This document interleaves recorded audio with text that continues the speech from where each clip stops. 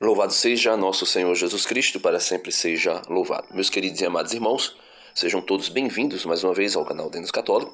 Já peço que você chegue curtindo o vídeo, comentando alguma coisa sobre a reflexão do Evangelho, compartilhando e, se não é inscrito, se inscreva nesse canal para evangelizarmos.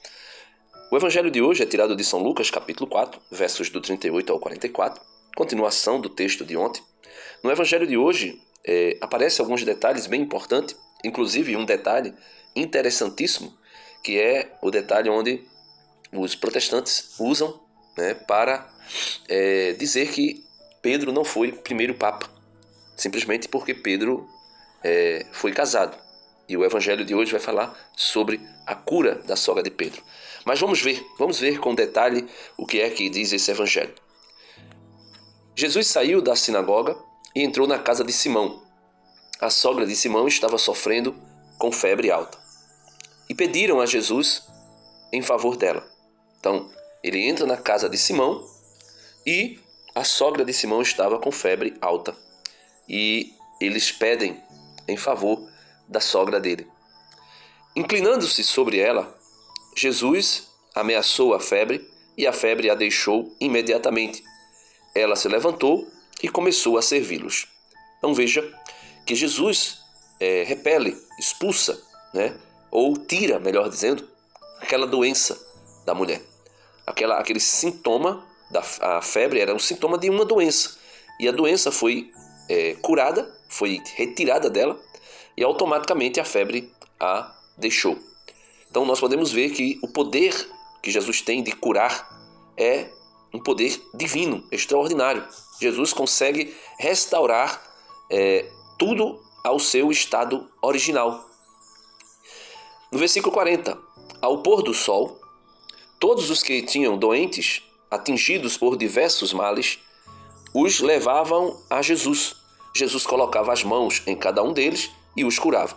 De muitas pessoas também saíam demônios, gritando: "Tu és o Filho de Deus." Jesus os ameaçava e não os deixava falar, porque sabiam que ele era o Messias.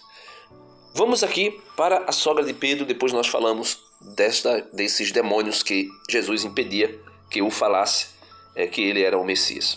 Veja, no capítulo 20, ou melhor, capítulo 19 de São Mateus, no capítulo onde Jesus vai falar sobre matrimônio e divórcio, no capítulo 19 de São Mateus, a partir do versículo 27, Pedro toma a palavra e conversa com Jesus e fala com Jesus diante de todos os outros apóstolos. E por que Pedro faz isso?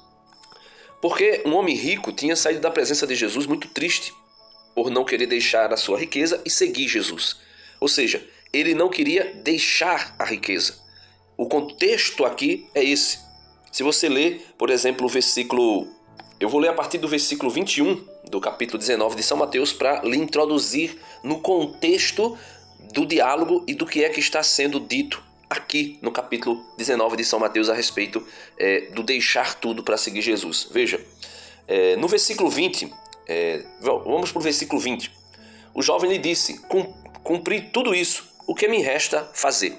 Então Jesus disse: se queres ser perfeito, se queres entrar na vida, cumpra os mandamentos. Ele diz: já cumpri tudo isso, o que me resta ainda? No versículo 21, Jesus lhe respondeu: se queres ser perfeito, vai, vende teus bens, dá aos pobres e terás um tesouro no céu. Depois, vem e segue-me. Ao ouvir isso, o jovem partiu triste, pois era muito rico. Então veja, Jesus chama o jovem, desafia o jovem a deixar tudo por Jesus. Mas ele era muito rico, ele não quis deixar tudo. No versículo 23, Jesus disse aos seus discípulos: eu vos asseguro, um rico dificilmente entrará no reino de Deus. Eu vos repito, é mais fácil um camelo passar pelo buraco de uma agulha que um rico entrar no reino de Deus. Ao ouvir isso, os discípulos ficaram espantados e disseram: então quem poderá salvar-se? Olhando para eles, Jesus lhes disse: para os homens isso é impossível, mas para Deus é possível.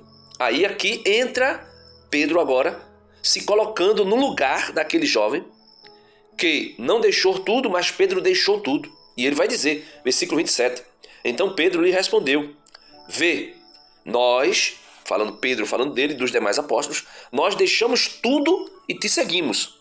Que resta de nós? Veja, nós deixamos tudo e te seguimos. Então Pedro aqui também deixou a esposa para seguir Jesus. Alguém pode até dizer, não, não é. Mas veja, versículo 28, o que Jesus vai dizer.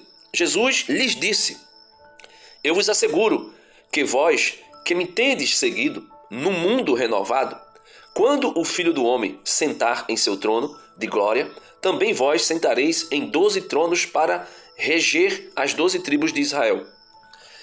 E todo aquele que por mim deixar casa, irmãos ou irmãs, pai ou mãe, mulher ou filhos ou campos, receberá 100 vezes mais e herdará a vida eterna.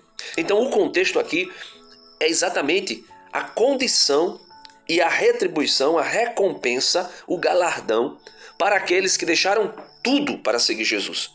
Então aqui fica claro que os apóstolos, dito pela boca do próprio Pedro no versículo 27, São Mateus 19, versículo 27, então Pedro lhe respondeu, vê, nós deixamos tudo e te seguimos.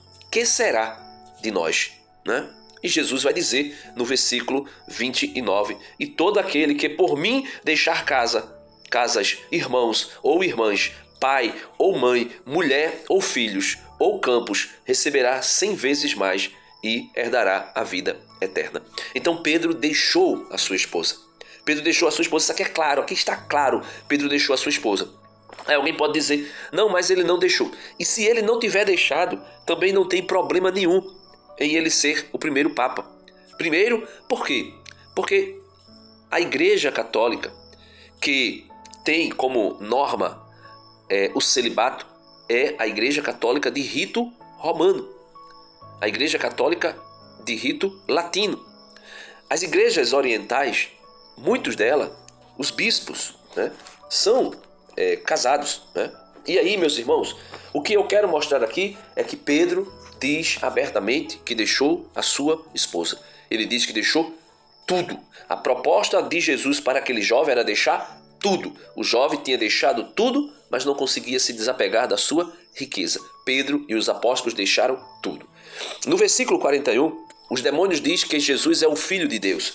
A mesma revelação que Pedro recebe lá em Mateus 16, quando diz, tu és o Cristo, o Filho do Deus vivo.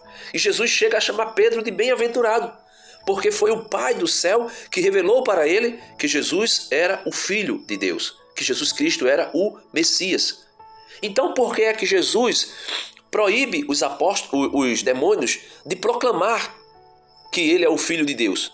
Exatamente porque no versículo 41 é dito, Jesus os ameaçava e não os deixava falar, porque sabiam que ele era o Messias. Se Jesus é o Messias, veio anunciar o reino de Deus. Era importantíssimo que as pessoas crescem que Jesus era o Messias, porque é então, meus irmãos, que Jesus ameaçava e mandava os demônios se calar, porque eles sabiam que Jesus era o Messias. Porque, meus irmãos, a verdade não pode sair de uma boca mentirosa. Porque essa proclamação que eles faziam não era uma proclamação verdadeira.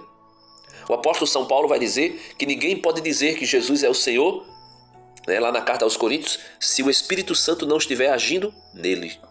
E ninguém pode dizer que Jesus é maldito sobre uma ação do Espírito Santo.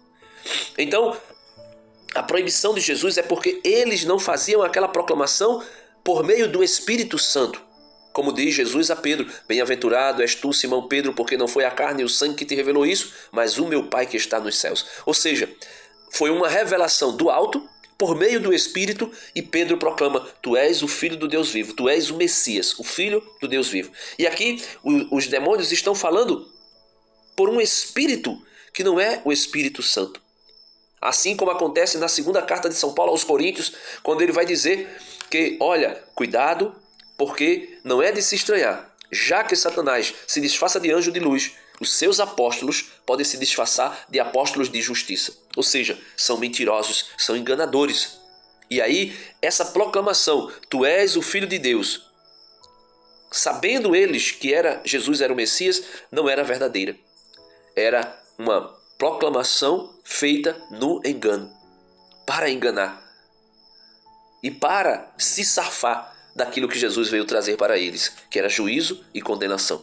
Não se safar porque estavam arrependidos e queriam se converter, pois para eles não haveria mais arrependimento, não haveria mais conversão. É dito no Catecismo da Igreja Católica, no parágrafo 390, é o parágrafo 393 do Catecismo, que vai dizer o seguinte: o caráter irrevogável de sua opção, e não uma deficiência da infinita misericórdia divina, faz com que o pecado dos anjos não possa ser perdoado. Não existe arrependimento para eles depois da queda, como não existe arrependimento para os homens após a morte. Ou seja, essa proclamação aqui de que Jesus é o Messias, de que Jesus é o Filho de Deus, é apenas da boca para fora. Era uma forma de tentar se safar do juízo de Jesus naquele momento. Era uma forma de tentar, de alguma maneira, persuadir a Cristo de não expulsá-lo daquela região, não tirá-lo daquelas pessoas. Mas Jesus o repreende, dizendo: cala-te, né? De muitas pessoas também saíam demônios, gritando: tu és o Filho de Deus. Jesus os ameaçava e não os deixava falar, porque sabiam que ele era o Messias. Jesus não deixava falar por quê? Porque era uma declaração mentirosa, não era verdadeiro, né? No versículo 42 vai dizer: ao raiar do dia, Jesus saiu e foi para um lugar deserto. As multidões o procuravam e, indo até ele, tentavam impedi-lo que os deixasse. Então veja, a multidão, vendo os prodígios, os milagres, as curas, né, os exorcismos que Jesus realizara, disseram: é bom demais. É como Pedro, Tiago e João lá no Monte da Transfiguração: é bom demais estarmos aqui. É bom demais. Se for possível, Senhor, não vai embora, fica aqui, fica conosco, porque nós gostaríamos de vivermos contigo aqui para sempre, né? Ou seja, a salvação estava com eles. Mas Jesus disse: eu devo anunciar a boa nova do reino de Deus também a outras cidades, porque para isso é que eu fui enviado. Ou seja, meus irmãos, não é possível alguém que encontrou Jesus querer Jesus só para ele, querer Jesus apenas para si mesmo. Jesus nos ensina aqui, ao repreender essa multidão, ao dizer para essa multidão que ele precisava ir a outras cidades, Jesus nos ensina que nós também precisamos anunciá-lo a outras pessoas, porque é muito bom estarmos com ele. É maravilhoso estarmos com ele, porque estando com ele, os demônios são expelidos. Estando com ele, a febre vai embora, porque ele cura a doença. Estando com ele, as pessoas são libertas do poder de Satanás. Estando com ele, nós podemos dizer: Senhor, como é bom estarmos aqui contigo. Mas é necessário que ele vá a outras pessoas. E como é que ele vai a outras pessoas? Na oração sacerdotal de Jesus, no capítulo 17 de São João, ele mesmo diz: eu tenho muitas ovelhas. Não é no capítulo 10 de São João, quando ele vai falar sobre o bom pastor, sobre o pastoreio dele. Ele diz: eu tenho muitas outras ovelhas que não fazem parte desse aprisco. Elas precisam ouvir a minha voz. E, precisando ouvir a minha voz, elas ouvirão e retornarão aqui. E haverá um só rebanho e um só pastor. E isso só é possível porque Jesus, na oração sacerdotal, capítulo 17 de São João, vai dizer: Pai, eu não te rogo somente por eles, pelos apóstolos, mas também por todos aqueles que ouvirão a minha voz por meio deles, para que sejam um só, Pai, como eu e tu somos um. Ou seja, nós precisamos anunciar Jesus ao mundo. E aí, o versículo 44 vai dizer o que nós devemos fazer, pois Jesus também o fez. Versículo 44, último versículo do Evangelho de hoje. E pregava nas sinagogas da Judéia. Nós precisamos pregar em todos os lugares, se for preciso e se for possível, até dentro das igrejas protestantes. Deus abençoe a todos, que Jesus nos abençoe e que a sua graça extraordinária esteja sempre sobre nós. Amém.